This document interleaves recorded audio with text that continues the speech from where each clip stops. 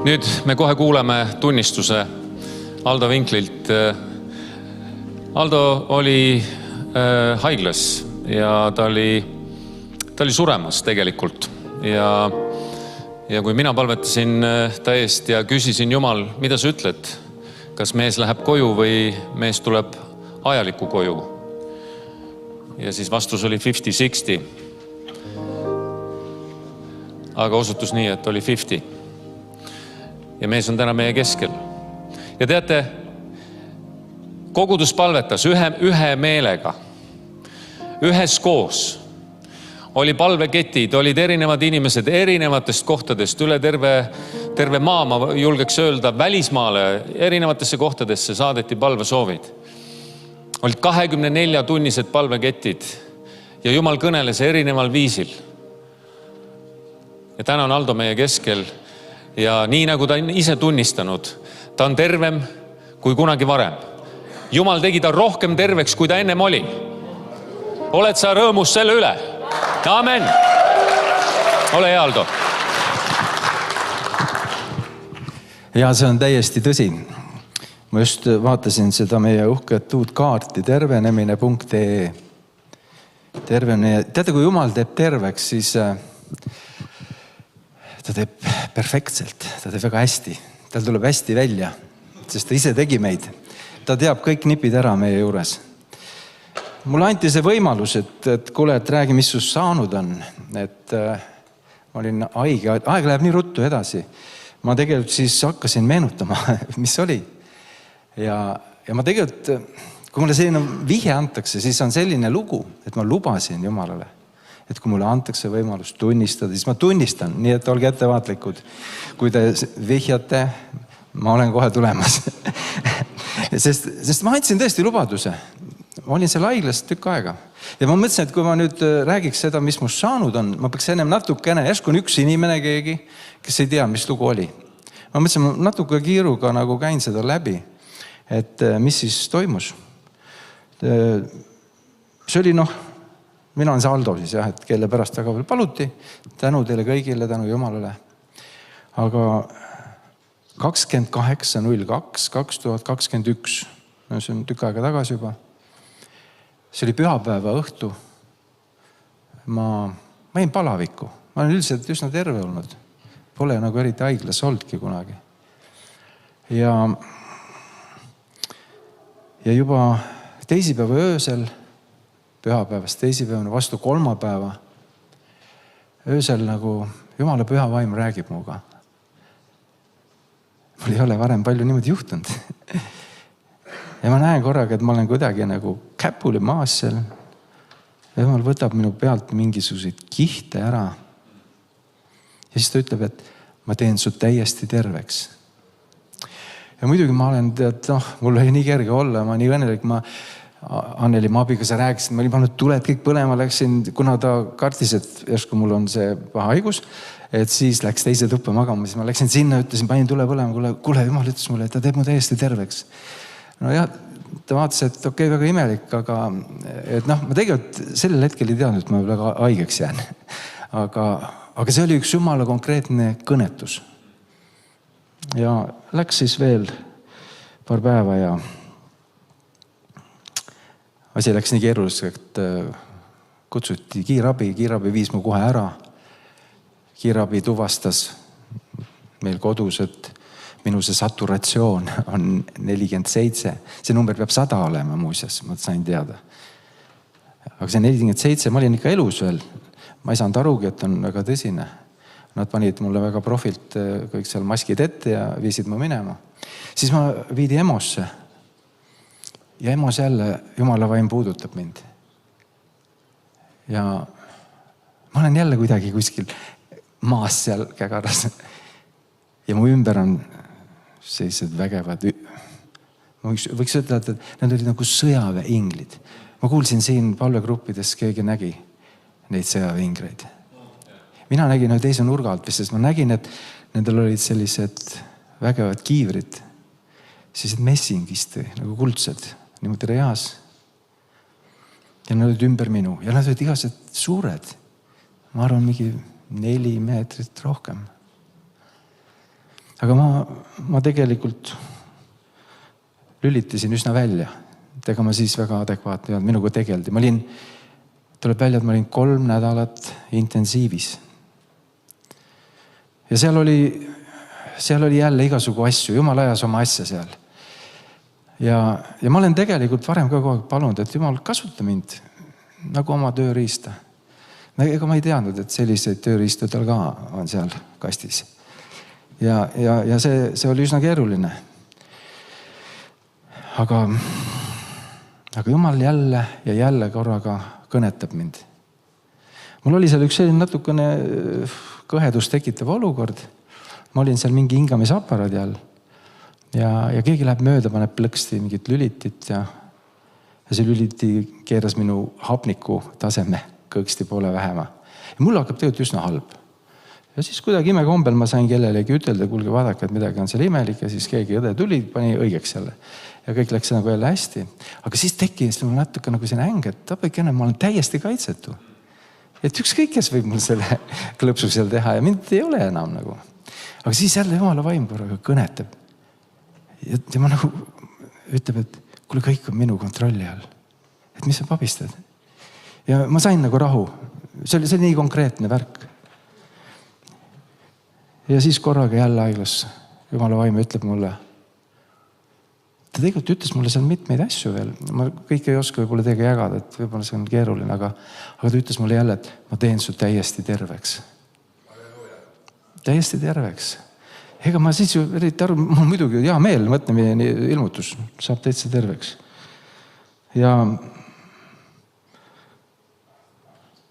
Aga tegelikult Jumal kasutas mind kogu seda protsessi seal hoopis selleks, et kõnetada neid arste, neid meditsiinitöötajaid. Minuga oli see lugu, et mind pandi sellisesse voodisse. Ma hiljem kuulsin ma kuulsin ajalehest, lugesin seda. Toivo Tänas oli tõsise töö seal uurinud kõik sealt haiglast järgi. Ja see mind pandi sellisesse voodisse, kus oli järjest 6 meest ära surnud. Ja need arstid kõik kartsid seda voodit juba. Ja siis nad omavahel ütlesid, et jemad peaks kellegi naiste rahva sinna panema. Järsku siis see surmade ahel nagu katkeb. Aga nad panid minu sinna. Ja Jumal ütles, et ei ole probleemi. Siis juhtus see ime, et meie kogudus alandus Jumala ette üksmeeles. See on suur ime, et üksmeele vaim tuli meie peale. Ma olen nii tänulik Jumalale, et selline ime juhtus. Ja Jumal on ju selline lugu, et kui me oleme üksmeeles, siis ta tegelikult vastab. Tal ei olegi varianti. Ta ise lubas. Aga see ei olnud, ta võiks ka ühe plõksuga teha. See oli veel, ma olin 5 nädalat, olin haiglas, 1 nädal olin ennem kodus, kokku 6 nädalat. Aga kõik see aeg oli nagu vajalik. Ma tegelikult väga kippusin sealt välja. Ja siis jälle Jumala vaim ütleb, et kuule, tema plaan on. Ja siis ma nagu rahunesin maha, et nojah, kui sina tahad, ma pean siis olema. Ja siis ta tegi seda imet. Ma lugesin täna veel neid lugusid läbi, mis seal nagu tehti. Ja arstid ise ütlevad, et nendel läks nässu asi. Nad võtsid mingite rohtudega minu enda hingamise ära ja siis seal olid keerulised sõnad, mis nad seal kõik tegid. Ja ütles, et aga kõik läks halvemaks. Et oleks pidanud paremini minema, kõik läks nagu teistpidi. Aga siis tuli välja, et siin Jumala rahvas on üksmeelel ja palub. Ja teate, see mõjub. Siis korraga on selline lugu, et ma olen seal mingite juhtmete ja voolikute otsas ja kõik see värk on seal ekraanide peal. Ja korraga läheb plõnks. Kõik mu näitajad on ideaalsed. Terve inimese omad. Ja kõik need meditsiinitöötajad käivad ja nad on ehmunud. Et mis värk on? See ei ole ju loogiline. Nad kõik teavad, kuidas asi käib tegelikult. Ja teate, see oli 5 päeva. Mina kuulen seda, iga arstivahetus käib seal. Eelmine arst räägib teisele. Ta tuleb iga patsiendi juurest läbi, ütleb, et see vinkel on siin meie palati kõige paremini paranev patsient. Ja mina kuulen seda. Ja 5 päeva ma kuulen seda. Mu abikaasa isegi ei tea seda. Ja siis tuleb välja, et nad ei julge ütelda. Nad ütlesid, et me järsku sõnum ära. Et nii palju näiteid on, et läheb paremaks ja kohe sureb ära peale seda. ja siis nad näevad, see tüüp ei suregi ära. Et noh, sest Jumal tegi ta terveks. Nad ei saanud veel sellele pihta. Ja ma arvan, võib-olla nad täna veel mõtlevad, mis asi see oli. Aga ma nagu ka nagu leppisin sellega, et Jumal, kui see on sinu plaan, siis okei. Ja siis, kuna 5 päeva oli see asi olnud, mu pere ega omaks, et keegi teadnud, et minu asi on parem. Algus oli nii palju parem, algus oli väga kriitiline on olukord mingi nädal aega. Siis jäeti see kriitiline sõna ära, siis mul juba pere oli õnnelik, et midagi on muutunud. Aga siis vaadake, Jumalal on ikka väga huvitavad trikid. Nemad ei ütle. Ja siis saadeti see ETV sinna haiglasse. Haigla nagu tahtis uhkustada seal ühe uue masinaga, et seal kuidagi ime asja teeb. Ja siis peaarst käis ja ma ise näen ka veel voodist tulevad seal koridoris ja ta näitab seda aparaati seal ja siis need, kes seal kaameraga on, me tahame seda meest filmida. Ja siis ta ehmatab ära nagu, et miks ei, et te ürite seda aparaati filmima siia. Ja ei, me tahame seda meest filmida. Ja see on imelik, kõik läheb teistmoodi, kui oli ette kirjutatud. Ja tulevad ja siis see arst küsib mu käest, et kas me võime teid filmida. Ma ütlesin, no mina ei tea, ma olen siin kinni seadnud, ma ei saa isegi vastu panna. Et muidugi filmige, kui tahate. No. Aga Jumalal oli tegelikult see lohutus, ta oli nii kaastundlik. Ta andis korraga teada, et kuule, siis telekas öeldakse, et see on meie palati kõige paremini paranev patsient. Kui kõik teadsid, et ma olen väga kriitilises olukorras.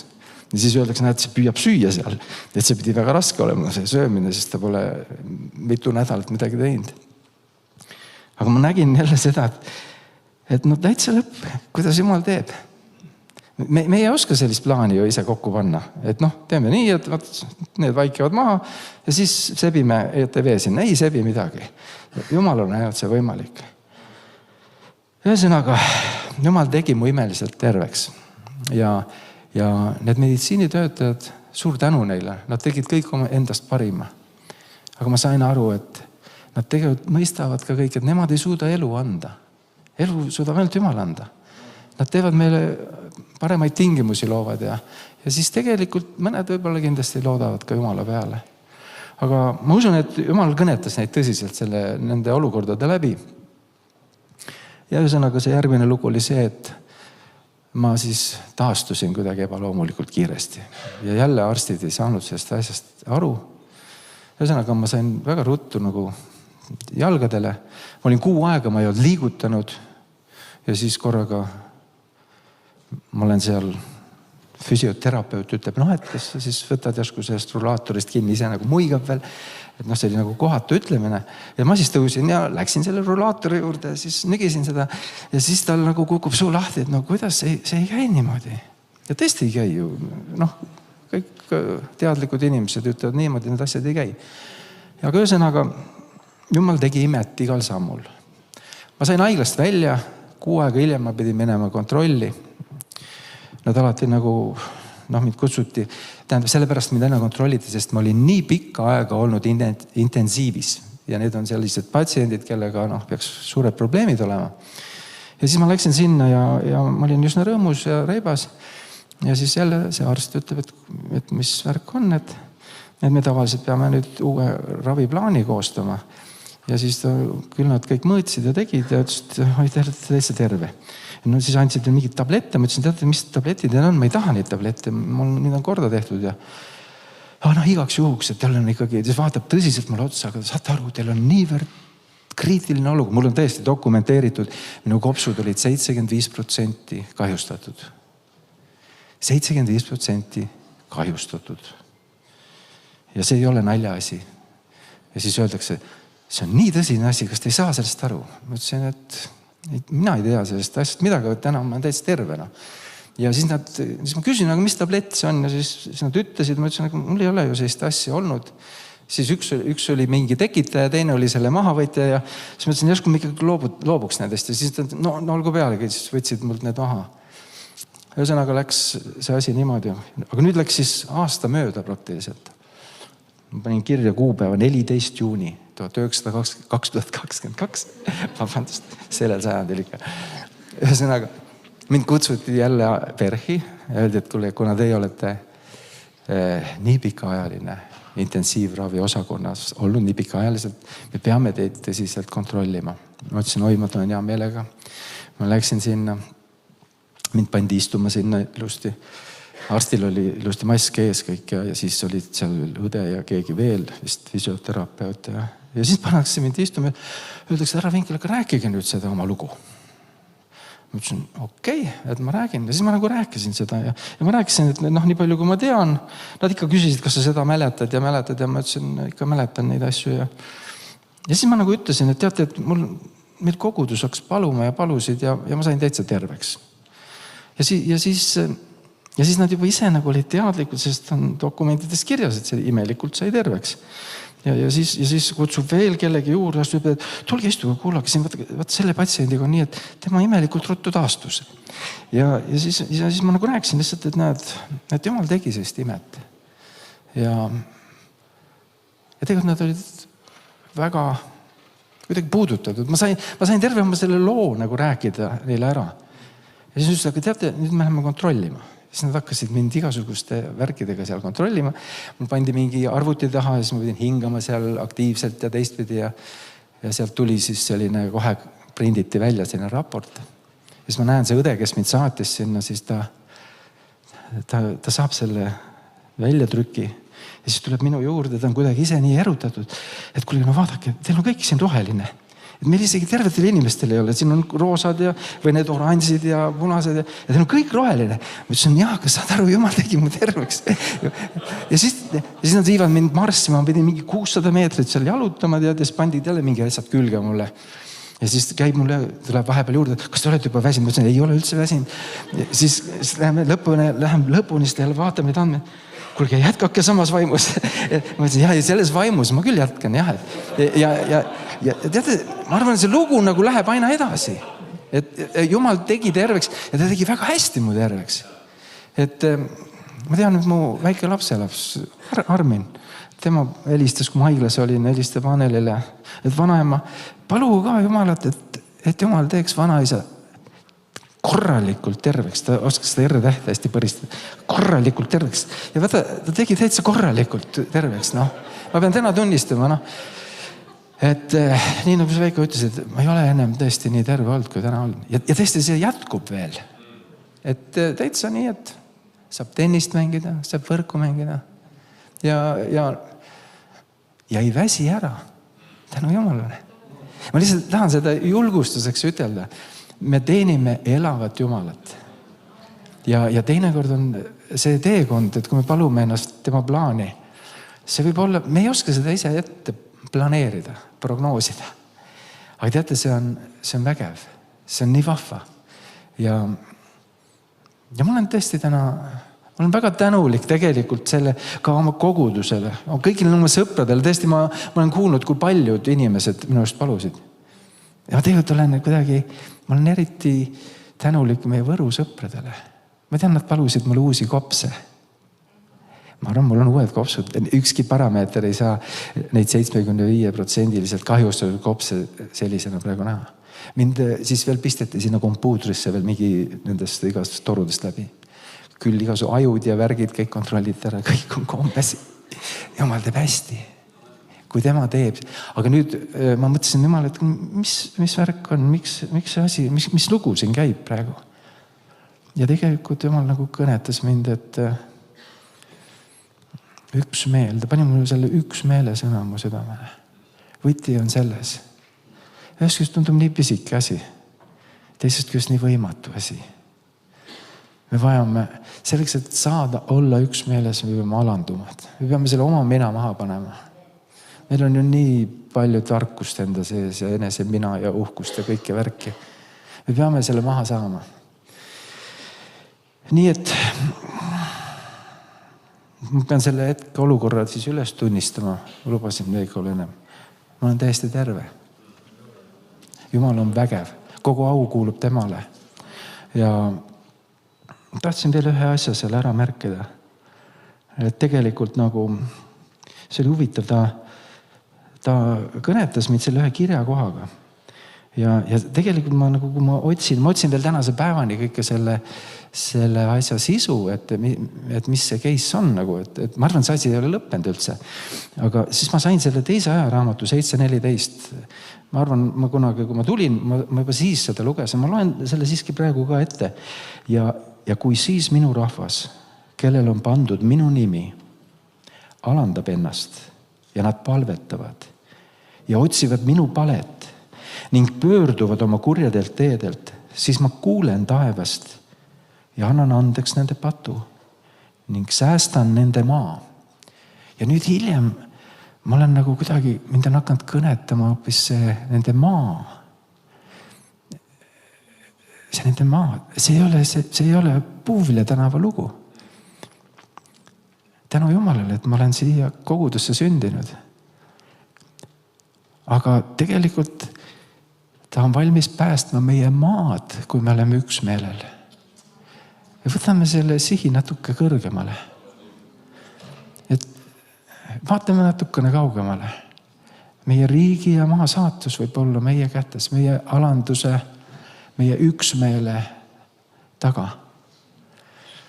Püüdleme selle poole. Ma usun, et Jumala vaim võib meid hakata kõnetama selle koha pealt. Et kui me suudame ennast alandada, siis ta võib anda meile selle üksmeele vaimu ja me võime päästa või me võime võimaldada, et Jumal saab päästa meie maa. Teeme selleks omalt poolt kõik, mis on võimalik. Olge väga õnnistatud ja laseme Jumalal ennast tervendada. Tervendamine.ee. Väga äge. Olge väga õnnistatud.